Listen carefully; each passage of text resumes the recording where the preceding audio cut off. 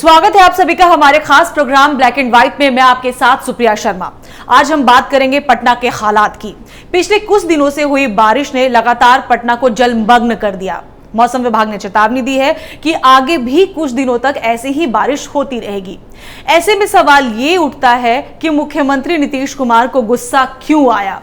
बताने के लिए हमारे साथ स्टूडियो में मौजूद है doctor Manish Kumar, editor in chief opinion post. Doctor Manish, आपका बहुत बहुत स्वागत है। Thank you. क्यों भड़के नीतीश कुमार? देखिए, नीतीश कुमार के भड़कने का बहुत सारा रीजन है, लेकिन मैं नीतीश कुमार के ऊपर बाद में आऊंगा। कुछ बहुत सारी जानकारियां हैं जिसको मैं शेयर करना चाहता हूं पटना के बारे में कि आखिर हुआ क्या, जलमग्न हाँ, अचानक से वो वेनिस क्यों बन गया। वो इसलिए हुआ है कि दो तीन चीजें हुई हैं पटना के अंदर में। एक तो जो बारिश और बहुत तेज बारिश हुई जी। और 30 सेंटीमीटर लगातार 48 आवर्स में अगर बारिश होती है तो किसी भी शहर में वो अव्यवस्था फैल सकती है। उसमें कोई माने ये चीज़ को स्वीकार करना चाहिए। मीडिया इस चीज़ को दिखा रही है, बहुत ज़्यादा एग्रेसिव भी है, वो अपने पॉइंट पे अलग बात है। लेकिन एक जो प्रैक्टिकल प्रॉब्लम है वो उसको समझने की ज़रूरत है कि हिंदुस्तान ही नहीं, दुनिया के किसी भी शहर में इस तरह की बारिश होगी तो जल भराव जो है वहाँ हो जाता है। जी बिल्कुल। तो पानी तो भर जाएगा, तो निकलने का रास्ता क्या है जी, और उसे निकालने के लिए व्यवस्था क्या है, ये समझना जरूरी है। मैं आपको एक बहुत बड़ा खुलासा करता हूं जो किसी चैनल पे इस बात पे डिस्कशन नहीं हुआ है।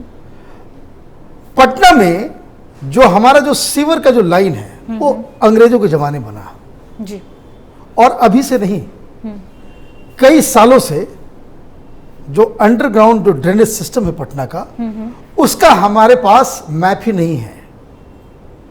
उसका कोई मैप वहां के पटना नगर निगम के पास है ही नहीं कि अंडरग्राउंड जो नाले हैं वो किधर से जा रहा है, उसका मेन होल किधर है, कहाँ पे जंक्शन है, कहाँ पे क्या हाइट है, किसको कैसे निकालना है, ये किसी को पता ही नहीं है। अब होता क्या है वहां पे कि एक जो हर शहर की समस्या है कि एक तो इंक्रोचमेंट हुआ जी। पटना में जो इंक्रोचमेंट जो है वो इस कदर है कि जिसकी कोई मिसाल नहीं है जी। और नाले के ऊपर घर बने हुए हैं, सड़क के ऊपर घर का आधा काम होता है, नहाने से लेकर कपड़े धोने से लेकर के गाड़ी लगाने से लेकर के सारा चीज। और आपको बहुत सारे इलाकों पे आपको नालियां दिखेंगी नहीं क्योंकि उसके ऊपर मकान के वो दीवारें बनी हुई हैं। तो ये एक प्रॉब्लम है। तो अब ये जब परेशानी आप बता रहे हैं डॉक्टर मनीष, तो चूंकि बहुत सालों बाद इस तरह का सिचुएशन पटना में आया है, तकरीबन 25 साल बाद, अब क्या इन समस्याओं से निपटने के बजाय मुख्यमंत्री का गुस्सा होना? नहीं, मैं उस पर आ रहा हूं। मैं पहले इस चीज को एक पर्सपेक्टिव में इसको समझ लेते हैं कि आखिर वहां पे हो क्या रहा है और होता क्या है जी, कि वहां एक पब्लिक की भी समस्या है कि आप घर का सारा कूड़ा जो है आप सीधे उठाते हैं और नाली में डाल देते हैं। जी बिल्कुल। उससे क्या होता है, वो चोक कर जाता है। जब वो चोक कर जाता है तो आपको कभी पानी का बहाव रुकता है। और दूसरा क्या है कि अब कहीं पे नाली का जो पानी जो है वो सड़क पे आ गया, आपने फौरन किसी को बुलाया, वो कहीं से वो वहां से साफ करके पानी निकाल दिया, मामला खत्म हो गया। लेकिन ओवरऑल जो ड्रेनेज सिस्टम है उसका रख रखाव और उसका जो पूरा सिस्टम सही ढंग से चले, ये व्यवस्था पटना में नहीं है। हैविंग सेड दिस, कि ये सारी प्रॉब्लम्स के बावजूद जो पानी आने के लिए, बारिश से निपटने के लिए बहुत जगह पंप्स लगाए गए हैं। वो पंप्स काम नहीं कर पा रहे थे, काम नहीं हो पा रहा था, ये भी एक सच्चाई है। तो एक व्यवस्था का सवाल है। सवाल ये भी उठता है कि अब तक 15 साल हो गए नीतीश कुमार के, अब तक आपने किया ये, हाँ, क्योंकि अगर आपको मालूम है कि ड्रेनेज सिस्टम ठीक नहीं है और पूरा चोक हुआ है अंदर से, तो आपने अब तक क्या किया? वहां की नगर निगम ने अब तक क्या किया वहां? जी बिल्कुल। दूसरी एक समस्या जो हुई है वो समस्या हुई है कि जिसकी वजह से पानी जो है रुक गया, कि ये जो इलाका है राजेंद्र नगर का और कंकर बाग का, जहाँ पे सबसे ज्यादा जो उसका असर देखने को मिल रहा है, सबसे ज्यादा हुआ, ये बेसिकली थोड़ा सा लो एरिया है। हाँ जी। मुझे याद है मैं बचपन में पटना जाया करता था, तो कंकड़ बाग जो है वो खेत हुआ करता था, और बारिश के दौरान जो है वहाँ पे हमेशा पानी से वो ऐसा लगता कि गंगा नदी का कोई एक्सटेंशन है, वो पूरा का पूरा खेत जो है वो पानी से लबालब होता था।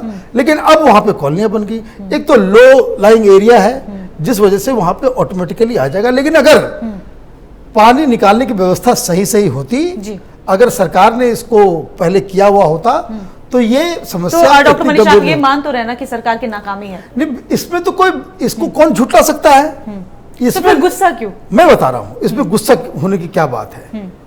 एक समस्या और हुई है जी, कि जो पटना में कि वहां पे नमामि गंगे के तहत जो है गंगा की सफाई की वजह से वहां पे कुछ कंस्ट्रक्शंस चल रहे हैं जी, कि गंगा के अंदर वहां के सीवर का पानी जो है वो गंगा में ना गिरे, उसके लिए कुछ व्यवस्थाएं हो रही है। अब हुआ क्या है कि वो आधा बना हुआ था जी, और कहीं कहीं रोक दिया गया था। इस नया जो कंस्ट्रक्शन चल रहा है वो पानी को निकलने में एक और वो एक प्रॉब्लम हो गया कि पानी को वो और रोका जी। दूसरा जो पुरानी व्यवस्था है वो तो व्यवस्था ही नहीं है। तो अभी तक बिहार में खास करके पटना में वो राम भरोसे सारा काम हो रहा था, और इसमें सरकार की भी जिम्मेदारी बिल्कुल है कि आपने उस तरह की व्यवस्था नहीं की, और दूसरा इस व्यवस्था को बिगाड़ने में वहां के लोगों का भी अहम रोल है। वो कैसे? ये मैं बता रहा हूं वो क्योंकि आप देखिए पटना का सारा ज्यादातर लोग अपने घर का कूड़ा जो है वो सीधे नाली में डाल देते हैं। सड़कों पे भी ऐसे सड़कों पे फेंका हुआ होता है, बारिश हुई वो सड़क का जो मलबा जो है वो नाली में चला गया। आप सोचते हैं कि नाला जो है वो आपके घर के जो सॉलिड वेस्ट हैं उसके निकासी का जरिया है, वो तो नहीं है। आपको तो इसमें समझना पड़ेगा, और काफ़ी चीज़ों को आपको माने पब्लिक अवेयरनेस जो है इसके लिए ज़रूरी होना था, लेकिन वो नहीं हुआ। लेकिन अब क्या है कि आपने जो पूछा कि नीतीश कुमार जो है वो नाराज क्यों होगा, दरअसल नीतीश कुमार जो है वो हर चीज़ को राजनीति के हिसाब से देखते हैं। इसमें एक बड़ी इंटरेस्टिंग बात है कि जिस तरीके से राजनीति वहां हो रही है कि वहां लोग समस्या में आ गए। जी, पूरा पटना की सारी सीटों पे बीजेपी का कब्जा है, बीजेपी के इलाके में पानी भरता है जी, और बीजेपी पल्ला झाड़ के निकल लेती है। और एक ड्रामा जो है सुशील कुमार मोदी करते हैं कि भाई मेरे घर में पानी घुस गया, मैं भी खुद परेशान हूं। वो हाफ पैंट में जो है एक पुल पे नजर आ रहे हैं, तस्वीरें खिंचवा रहे हैं, टेलीविजन वाले जो है उनका ये लिखिए, ये देखिए डिप्टी चीफ मिनिस्टर भी जो है वो उस तरह। लेकिन वो ये मजाक है। डिप्टी चीफ मिनिस्टर के आप जो है पानी से लेकर के परेशान हो जाएगा, और उसके परिवार वाले बैग वैग लेकर के जो है रोड पे किनारे में से खड़े हैं जैसे कोई माने उनकी मदद करने वाला नहीं है। ये तमाशा जो हुआ, तो ये तमाशा इसलिए हुआ कि बीजेपी ने पूरा पल्ला झाड़ लिया अपने से कि भाई ये सारे चीज के लिए जिम्मेदार कौन है, तो नीतीश कुमार जी। अब नीतीश कुमार को लग रहा है कि भाई सरकार तो दोनों मिलजुल के चला रहे हैं, और ये जो हमारा जो लक्ष्मण है छोटा भाई जो अब तक उनका साथ देता रहा हर गलत सही काम में, वो अचानक से वो पल्ला झाड़ लेता है और वो जो है हाफ पैंट पहन करके एक पुल पर नजर आता है। तो ये तमाशा तो एक पॉइंट था। दूसरी बात जो उनके गुस्सा का वजह है कि ये नीतीश कुमार वो 70s के लीडर हैं, उनको लगता है कि वो अभी भी उस फ्यूडल एज में जी रहे हैं कि जहां आप जो है वो कार्ड, दलित कार्ड तो मुस्लिम कार्ड तो ओबीसी कार्ड, ये सब खेल करके आप राजनीति कर सकते हैं और आपको कोई हिला नहीं सकता है। जमाना बदल रहा है जी। काम नहीं करेंगे पब्लिक से आप गाली खाएंगे, इसमें तो कोई अब शको शुबा नहीं है। चाहे वो कोई भी हो, किसी की भी सरकार हो, कोई भी बड़ा लीडर हो, काम नहीं करेंगे तो आप गालियां खाने के आप पात्र बन जाते हैं। ये माहौल है आज का। लेकिन हुआ क्या कि जब ये चमकी वाला जो केस आया था, जब बच्चों की डेथ होने लग गई मुजफ्फरपुर में, तो उस वक्त भी नीतीश कुमार नाराज हो गए थे। अब है क्या कि इनको लगता है कि मुझसे सवाल कैसे कर लिया आपने, मेरे से इस तरह से क्यों बात कर रहे हैं। तो सरकार आपकी चल रही है तो जवाब कौन देगा? ये बात उन्हें समझ में नहीं आ रही है कि सरकार आपकी है और आप मुखिया हैं, तो जवाबदेही आपकी है, तो वो जवाबदेह बनना नहीं चाहते। वो किसी तरीके से टोपी जो है दूसरे के ऊपर फेंक देना चाहते हैं। एक तो वो था बैकग्राउंड में। जी। दूसरा प्रॉब्लम जो आया वो जब नीतीश कुमार बैकफुट पे गए थे, जब वो मुजफ्फरपुर का वो लड़कियों वाला केस आया था कि जिसमें जो है वहां पे ये सारी प्रॉब्लम्स हो रही थी जी। उसमें भी नीतीश कुमार बुरी तरीके से फेल हुए। ये अपने आप को एक प्रोजेक्ट करते हैं। उस हिसाब से आपको याद होगा 2014 से पहले दिल्ली में भी ये लुटेन मीडिया इसको बकायदा नीतीश कुमार को एक प्रधानमंत्री के रूप में विकास पुरुष और सुशासन बाबू के नाम से जो है वो उनको प्रचारित किया गया था। गुजरात में मोदी थे तो बिहार में नीतीश कुमार थे, एक पैरेलल फेस खड़ा किया गया था। तो अब आप देखिए कि वहां से ये उठते हैं और वहां से इनके साथ लगातार जो 2-4 चीजें हो रही हैं। और एक और बहुत इंपॉर्टेंट बात जी जी जरूर, जो नीतीश कुमार को समझ में नहीं आ रहा है कि लॉ एंड ऑर्डर उनके हाथ के बाहर चला गया है। बिहार में लॉ एंड ऑर्डर की स्थिति जो है बहुत लगातार खराब होती जा रही है। लगातार ही नहीं, बहुत ही खराब है। अब इसके लिए अगर नीतीश कुमार अगर कुछ काम नहीं करते हैं जी, तो ये जो इनका जो सपना है कि आगे राजनीति करने का और जो जेडीयू को साथ जो है बनाए रहने का, क्योंकि एक सिग्नल जरूर मिल रहा है बीजेपी की तरफ से कि बीजेपी शायद इस बार विधानसभा चुनाव में अकेले जो है वो लड़े। और बीजेपी का ये एक पॉइंट हो सकता है, क्योंकि देखिए आप केंद्र की तरफ से जो है इस पटना के बारे में एक भी बयान नहीं आया, कोई उस तरह की बात नहीं हुई है जिस तरह से जब केरला में हुआ था। तो आप देखिए केंद्र सरकार भी जो है बहुत उसमें बयान भी हुए थे और मदद भी पहुंचाई गई थी। तो वो उस तरह का मसला जो है।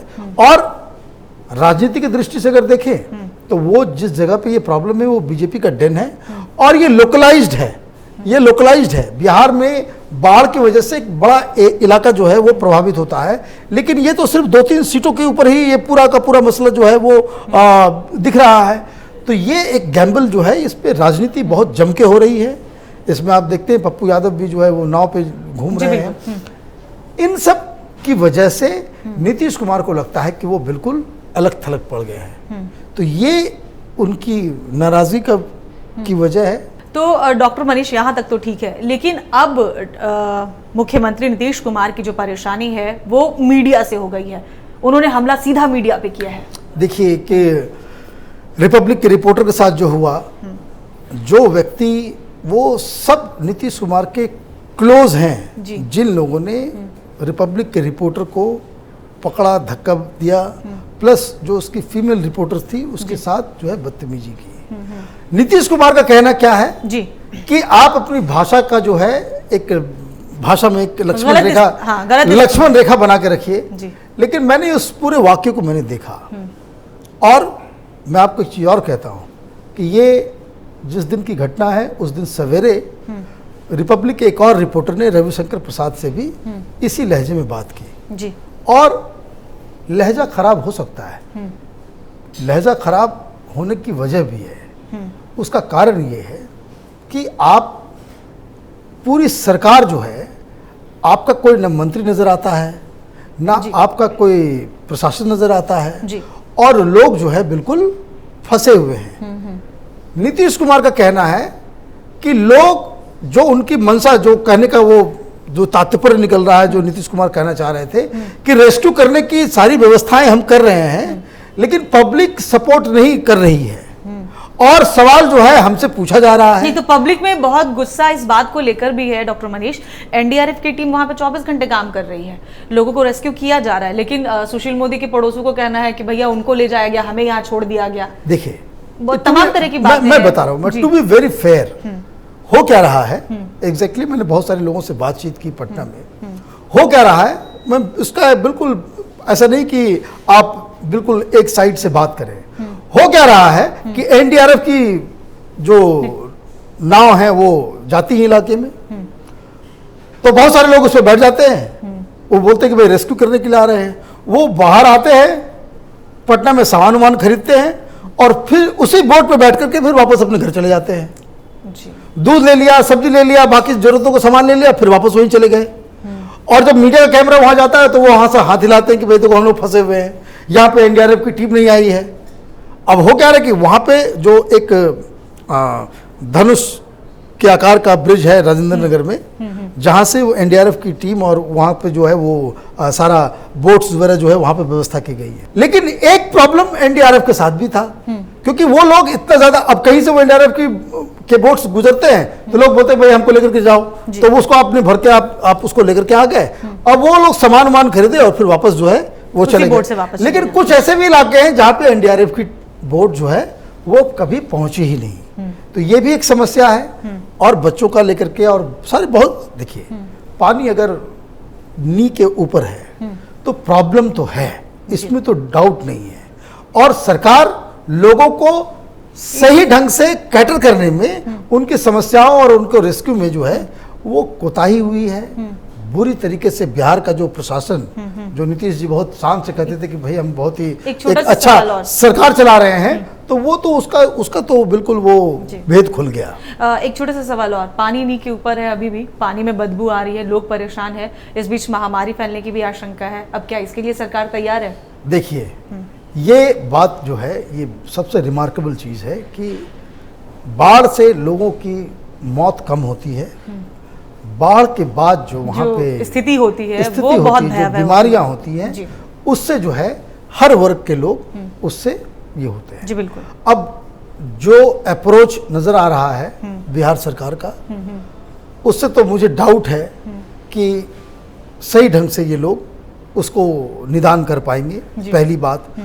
दूसरी बात यह है कि चूंकि बहुत ही लोकलाइज्ड प्रॉब्लम है, लार्ज स्केल में नहीं है, बहुत ही लोकलाइज्ड प्रॉब्लम है पटना का, तो और राजधानी भी है, तो शायद सरकार जो है अलग अलग एनजीओज और एजेंसीज के जरिए इस चीज पे काबू पा ले। लेकिन अभी बहुत सारे प्रॉब्लम्स और भी हैं, जैसे पीने का साफ पानी उसको मुहैया कराना, और जो कीचड़ और बाकी सारी चीजें हैं उसको ठीक कराना, प्लस जो ड्रेनेज सिस्टम है उसको वापस जो है दुरुस्त करना, ये सब चुनौतियां हैं। और लेकिन इन चुनौतियों के बीच मौसम विभाग ने ये भी कहा है कि आने वाले कुछ दिनों में भी बारिश होगी। जरूर होगी, और मुझे लग रहा है कि ये अगले 2-3 दिनों तक जो है ये खतरा बना हुआ है। लेकिन जैसा कि रिपोर्ट हमारे पास पटना से आ रही है कि वो थोड़ा बारिश जो है पहले से बहुत कम है, और थोड़ा कम हुआ है स्तर हो, और वहाँ पे जो वो कम होता चला जा रहा है। विश यही करना चाहिए कि दशहरे तक जो है वहाँ पे हालात सुधर जाए, और ताकि लोग जो है विजयदशमी का पर्व जो है अच्छे ढंग से मना सके। डॉक्टर मनीष, हमसे जुड़ने के लिए और बातचीत करने के लिए आपका बहुत बहुत शुक्रिया। Thank you. इस बीच आपसे भी निवेदन है दर्शकों से कि अगर आपको अपने आसपास स्वच्छ रखना है तो आपको भी सचेत होना पड़ेगा, थोड़ी मुस्तैदी आपको भी दिखानी पड़ेगी। बाकी तो सरकार का काम है, बारिश के बाद हो सकता है ड्रेनेज सिस्टम को दुरुस्त करने की कोशिश की जाए, लेकिन आपको सतर्क रहने की ज़रूरत बेहद है। और इसी के साथ आज के हमारे इस खास प्रोग्राम में फिलहाल इतना ही, लेकिन हाँ, आप हमारे वीडियोस को लाइक कीजिए, शेयर कीजिए और हमारे चैनल को सब्सक्राइब भी कीजिए। इसके अलावा अगर कोई सुझाव आप हमें देना चाहते हैं हमारे प्रोग्राम से जुड़े हुए, तो भी आप हमें दे सकते हैं कमेंट सेक्शन में जाके। हमें आपके सुझाव का बेसब्री से इंतजार रहेगा। अगर आपको हमारा वीडियो पसंद आया हो तो इसे लाइक करें, हमारे चैनल को सब्सक्राइब करें और हाँ, बेल आइकन दबाना ना भूलें ताकि आप तक हमारे वीडियो की नोटिफिकेशन पहुंचती रहे। आप अपना सुझाव हमें कमेंट बॉक्स में दे सकते हैं। हमारे साथ जुड़ने के लिए शुक्रिया।